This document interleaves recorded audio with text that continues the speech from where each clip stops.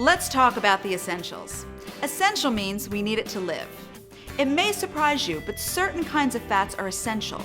But all fats are not the same. Steak has fat, ice cream has fat, bad for you fat. That's a no-brainer.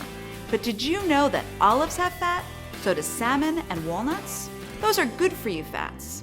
The type of fat you can eat really impacts your health. Good fats are monounsaturated and polyunsaturated fats, while bad fats are saturated and trans fats. Monounsaturated fats can lower LDL or bad cholesterol and increase HDL or good cholesterol. High levels of bad cholesterol are linked to heart disease, so monounsaturated fats may help protect the heart.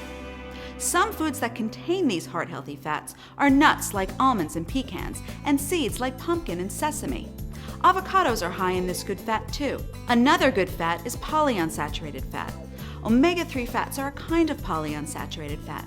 Your body can't make them and has to get them from the foods you eat. These good fats can lower bad cholesterol and help prevent heart disease and stroke. It may also decrease inflammation, which plays a role in many chronic conditions. You can get omega-3 fats by eating fish 2 or 3 times a week, or from liquid oils like flaxseed, canola, and soybean oil. Saturated fat is another story altogether. Now we're talking about bad fats. Our bodies can make all the saturated fat we need, so we don't need to eat anymore. And saturated fat can raise bad cholesterol levels.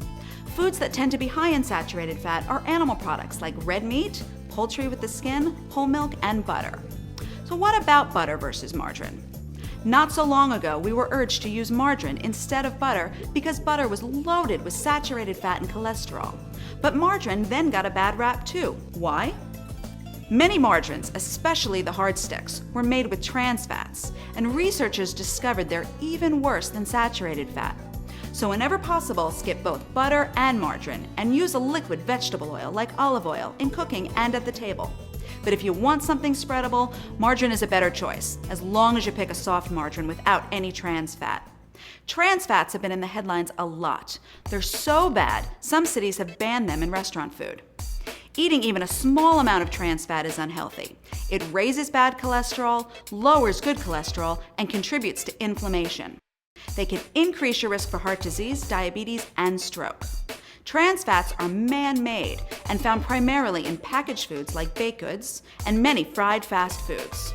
You might be shocked to know that food companies, although they have to label foods that contain trans fats, are allowed to add up to half a gram of trans fats per serving and still call it 0 on the label. Look for words hydrogenated, partially hydrogenated, or shortening. Those mean trans fat. The truth is, the American diet has way too many bad fat and not enough good fats. So here's how you fix this. Avoid trans fats altogether and limit saturated fat. Work to replace red meat with nuts, beans, skinless poultry, and fish whenever possible, and choose low-fat dairy products. And remember, use vegetable oils instead of butter or margarine.